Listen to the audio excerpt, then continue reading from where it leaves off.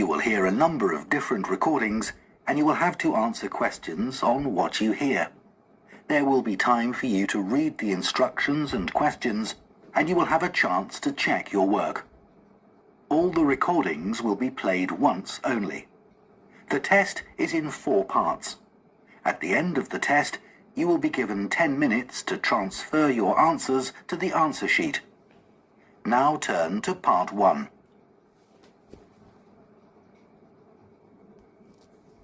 Part 1. You will hear a man phoning to inquire about a cleaning service for his apartment. First, you have some time to look at questions 1 to 5.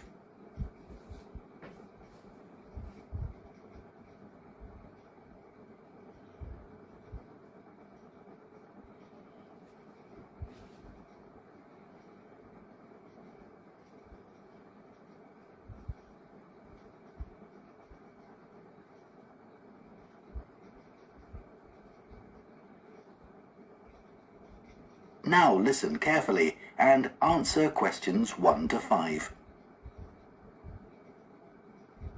Hello, Easy Life Cleaning Services, Jacinta speaking. Oh, hello. I'm looking for a cleaning service for my apartment. Do you do domestic cleaning? Sure. Well, it's just a 1-bedroom flat. Do you have a basic cleaning package? Yes, for a 1-bedroom flat, we're probably looking at about 2 hours for a clean. So we do a thorough clean of all surfaces in each room and polish them where necessary. Does your apartment have carpets? No, I don't have any, but the floor would need cleaning. Of course, we do that in every room. And we do a thorough clean of the kitchen and bathroom. Okay. Then we have some additional services which you can request if you want. So, for example, we can clean your oven for you every week. Actually, I hardly ever use that. But can you do the fridge? Sure. Would you like that done every week? Yes, definitely. And would ironing clothes be an additional service you can do? Yes, of course. It wouldn't be much, just my shirts for work that week. That's fine. And we could also clean your microwave if you want. No, I wipe that out pretty regularly, so there's no need for that. We also offer additional services that you might want a bit less often, say every month. So, for example, if the inside of your windows need cleaning, we could do that. Yes, that'd be good. I'm on the 15th floor, so the outside gets done regularly by specialists, but the inside does get a bit grubby. And we could arrange for your curtains to get cleaned if necessary. No, they're okay. But would you be able to do something about the balcony? It's quite small, and I don't use it much, but it could do with a wash every month or so. Yes, we can get the pressure washer onto that. Before you hear the rest of the conversation, you have some time to look at questions 6 to 10.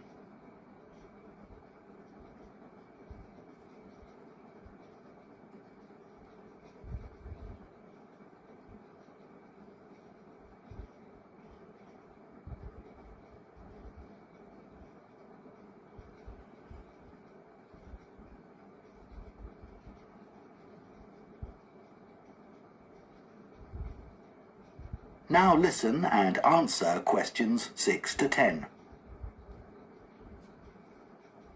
Now, if you're interested, we do offer some other possibilities to do with general maintenance. For example, if you have a problem with water and you need a plumber in a hurry, we can put you in touch with a reliable one who can come out straight away. And the same thing if you need an electrician. Right, that's good to know. I've only just moved here, so I don't have any of those sorts of contacts.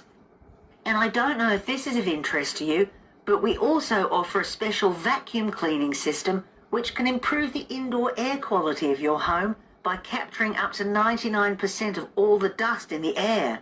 So if you're troubled by allergies, this can make a big difference. Right, in fact, I don't have that sort of problem, but I'll bear it in mind. Now, can you tell me a bit about your cleaning staff? Of course. So all our cleaners are very carefully selected. When they apply to us, they have to undergo a security check with the police to make sure they don't have any sort of criminal background. And of course, they have to provide references as well. Then if we think they might be suitable for the job, we give them training for it. That lasts for 2 weeks, so it's very thorough, and at the end of it they have a test. If they pass that, we take them on, but we monitor them very carefully. We ask all our clients to complete a review of their performance after every visit and to email it to us, so we can pick up any problems straight away and deal with them. Okay, well, that all sounds good. And will I always have the same cleaner? Yes, we do our best to organise it that way, and we usually manage it. Good, that's fine. Right, so I'd like to go ahead and... That is the end of part 1. You now have half a minute to check your answers to part 1.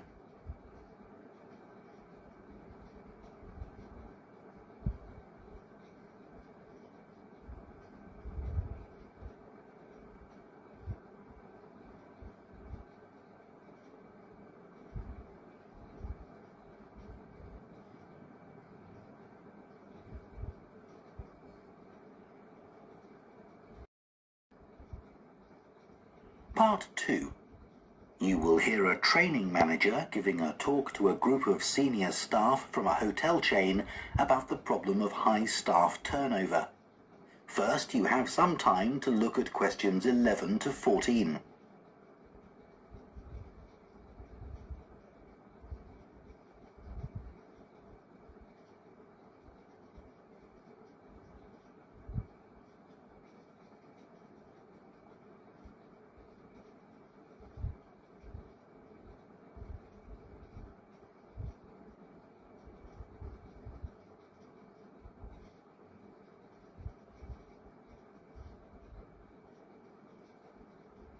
Now listen carefully and answer questions 11 to 14.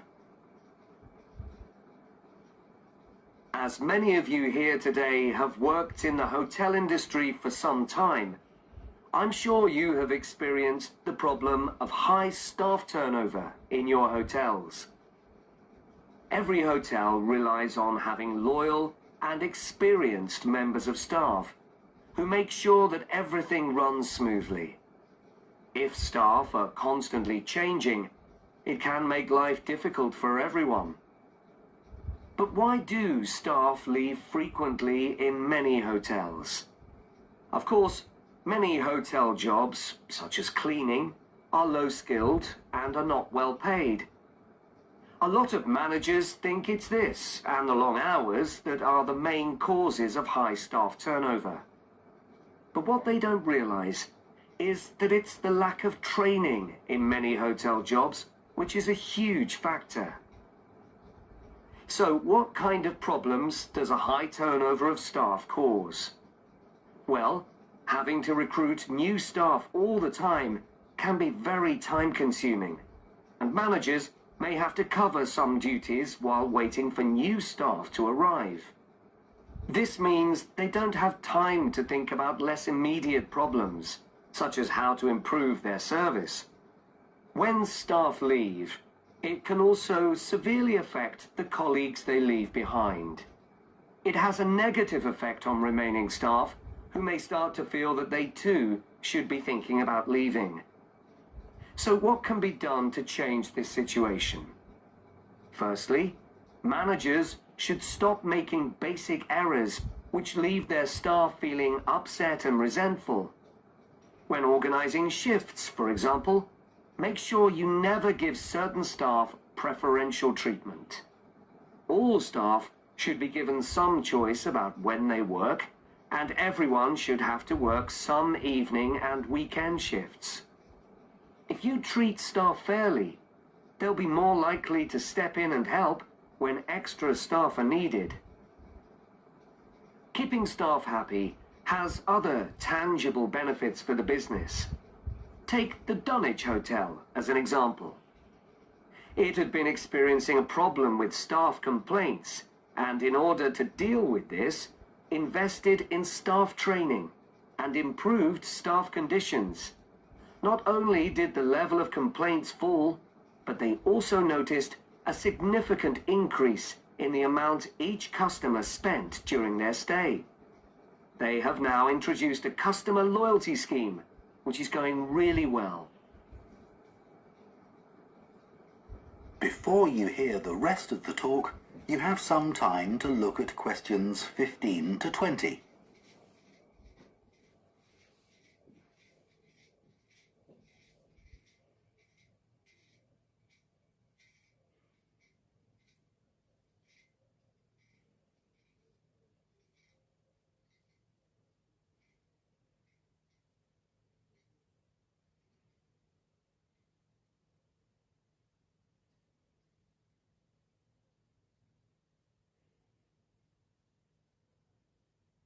Now listen and answer questions 15 to 20.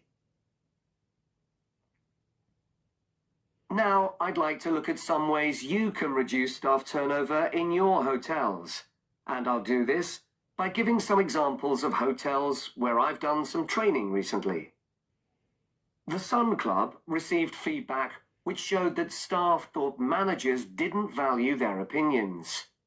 They weren't made to feel they were partners who were contributing to the success of the business as a whole. This situation has changed. Junior staff at all levels are regularly invited to meetings where their ideas are welcomed.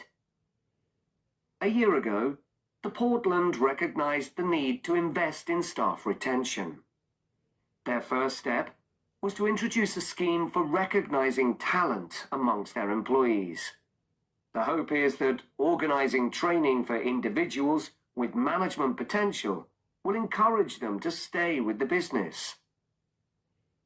At Blue Water, managers decided to recognize 50 high achievers from across the company's huge hotel chain. As a reward, they're sent on an all-expenses-paid trip abroad every year. Fun is an important element in the trips, but there's also the opportunity to learn something useful. This year's trip included a visit to a brewery, where staff learned about the new beer that would be served in the hotel. Pentlow Hotels identified that retention of junior reception staff was an issue. In order to encourage them to see that working in a hotel could be worthwhile and rewarding with good prospects, they introduced a management program. These staff were given additional responsibilities and a chance to work in various roles in the hotel. Green Planet wanted to be seen as a caring employer. To make life easier for staff, many of whom had childcare responsibilities, the hotel began issuing vouchers to help cover the cost of childcare. Louise Marsh at the Amesbury has one of the best staff retention rates in the business.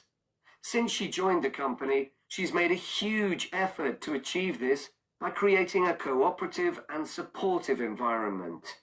For her, the staff are part of a large family where everyone is valued. Okay, now I'd like to move...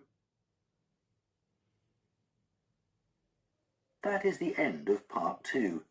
You now have half a minute to check your answers to part 2.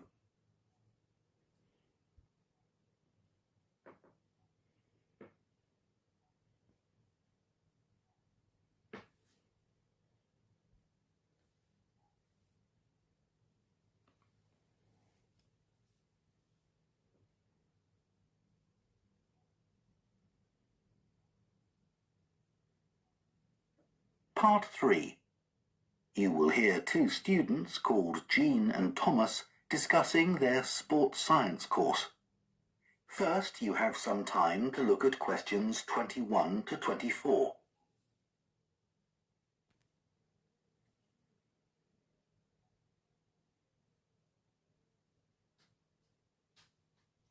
Now listen carefully and answer questions 21 to 24. Hi, Thomas. How are you enjoying the course so far? Yeah, I think it's good. Remind me, why did you decide to study sports science? Didn't you want to be a professional athlete when you were at school? Yeah, that was my goal, and all my classmates assumed I would achieve it. They thought I was brilliant. That must have been a nice feeling. I thought I could win anything. There was no one who could run faster than me. Exactly. So what happened? Did your mum and dad want you to be more academic? Not at all. Perhaps they should have pushed me harder, though. What do you mean? I think I should have practiced more. What makes you say that? Well, I went out to Kenya for a couple of weeks to train. Really? I didn't know that. I was chosen to go there out of loads of kids and run with some of the top teenage athletes in the world. And I was so calm about it. I just kept thinking how fortunate I was. What a great chance this was. Everyone back home was so proud of me. But once we started competing, I very quickly realised I wasn't good enough. That must have been a huge shock. I thought, this can't be happening. I was used to winning. I'm sorry to hear that. It's okay. I'm over it now, and I think it's much better to do a university course. And this one has such a variety of sports-related areas. It's going to be good. Oh, I agree. I chose it because of that. Before you hear the rest of the discussion, you have some time to look at questions 25 to 30.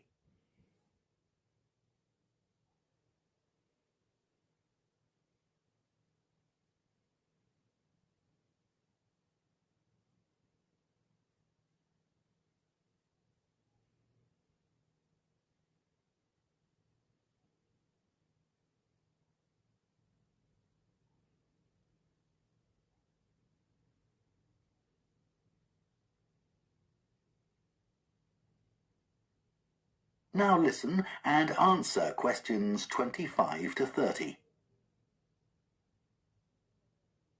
So, Jian, have you thought of any ideas for the discussion session next week on technology and sport? We have to cover more than one sport, don't we? Yeah.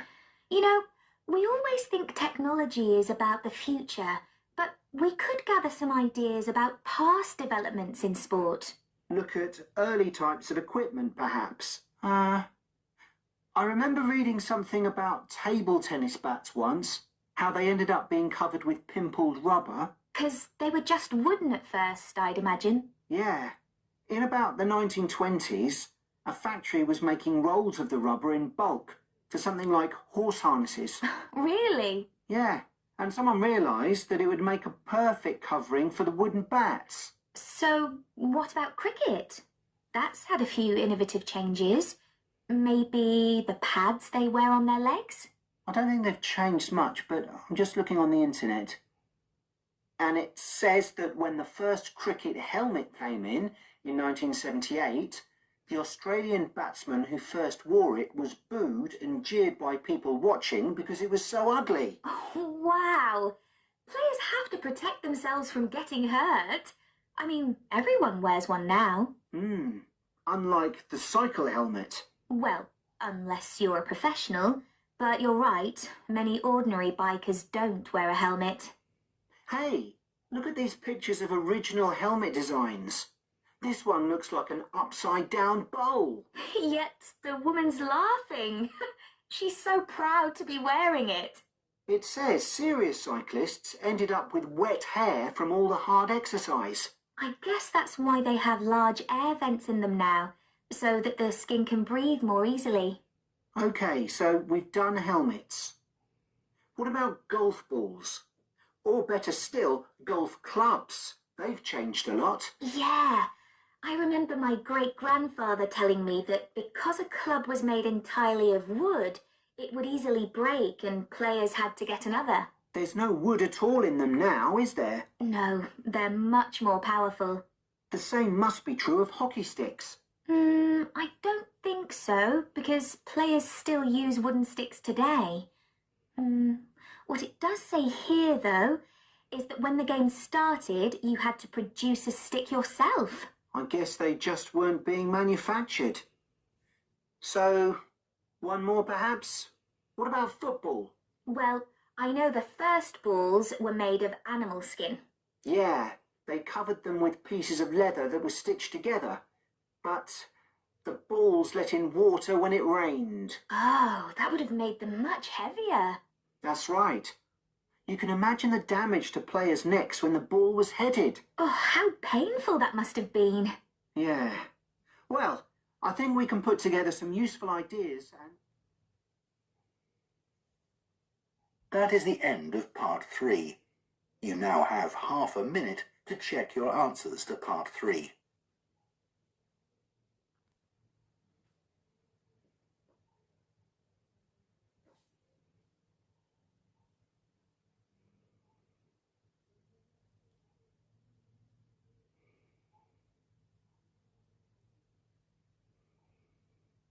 Part 4.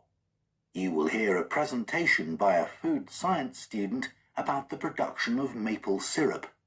First, you have some time to look at questions 31 to 40.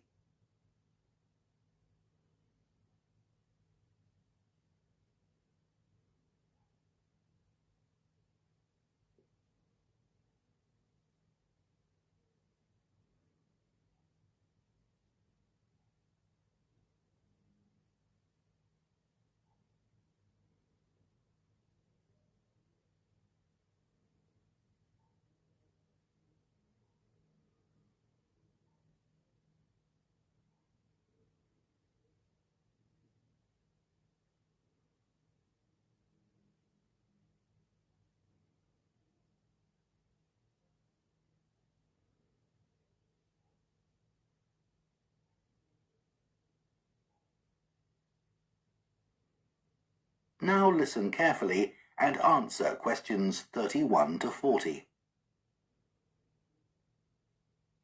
Hello, everyone. Today, we're going to look at another natural food product, and that's maple syrup. What is this exactly? Well, maple syrup looks rather like clear honey, but it's not made by bees. It's produced from the plant fluid, or sap, inside the maple tree, and that makes maple syrup a very natural product. Maple syrup is a thick, golden, sweet-tasting liquid that can be bought in bottles or jars and poured onto foods such as waffles and ice cream, or used in the baking of cakes and pastries. It contains no preservatives or added ingredients, and it provides a healthy alternative to refined sugar. Let's just talk a bit about the maple tree itself, which is where maple syrup comes from. So, there are many species of maple tree, and they'll grow without fertilizer in areas where there's plenty of moisture in the soil. However, they'll only do this if another important criterion is fulfilled, which is that they must have full or partial sun exposure during the day and very cool nights. And I'll talk more about that in a minute. There are only certain parts of the world that provide all these conditions.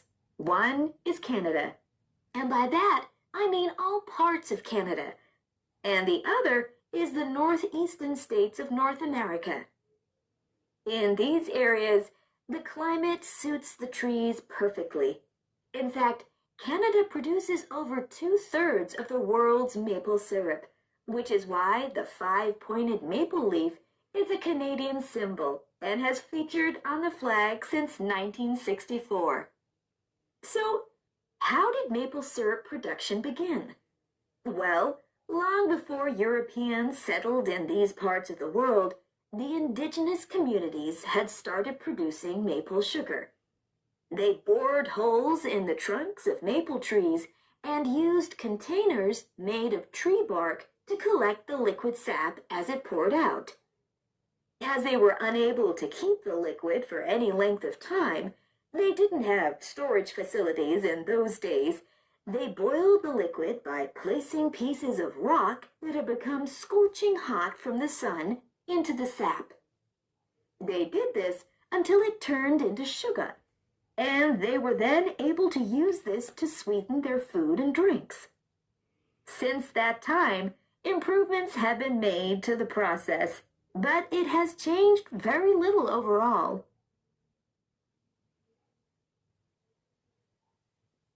So, let's look at the production of maple syrup today. Clearly, The maple forests are a valuable resource in many Canadian and North American communities. The trees have to be well looked after, and they cannot be used to make syrup until the trunks reach a diameter of around 25 centimeters. This can take anything up to 40 years. As I've already mentioned, maple trees need the right conditions to grow and also to produce sap. Why is this? Well, what happens is that during a cold night, the tree absorbs water from the soil, and that rises through the tree's vascular system. But then, in the warmer daytime, the change in temperature causes the water to be pushed back down to the bottom of the tree. This continual movement, up and down, leads to the formation of the sap needed for maple syrup production. When the tree is ready, it can be tapped, and this involves drilling a small hole into the trunk and inserting a tube into it that ends in a bucket. The trees can often take several taps, though the workers take care not to cause any damage to the healthy growth of the tree itself. The sap that comes out of the trees consists of 98% water and 2% sugar and other nutrients. It has to be boiled so that much of that water evaporates, and this process has to take place immediately using what are called evaporators. These are basically extremely large pans. The sap is poured into these. A fire is built, and the pans are then heated until the sap boils. As it does this, the water evaporates and the syrup begins to form. The evaporation process creates large quantities of steam, and the sap becomes thicker and denser, and at just the right moment, when the sap is thick enough to be called maple syrup, the worker removes it from the heat. After this process, something called sugar sand has to be filtered out, as this builds up during the boiling and gives the syrup a cloudy appearance and a slightly gritty taste. Once this has been done, the syrup is ready to be packaged so that it can be used for a whole variety of products. It takes 40 liters of sap to produce 1 liter of maple syrup, so you can get an idea of how much is needed. So that's the basic process. In places like Quebec, That is the end of part 4. You now have 1 minute to check your answers to part 4.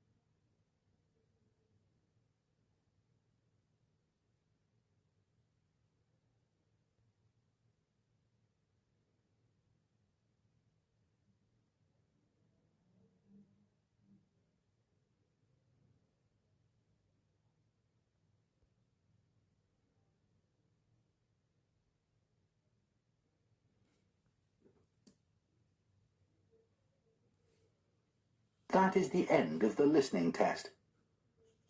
In the IELTS test, you would now have 10 minutes to transfer your answers to the answer sheet.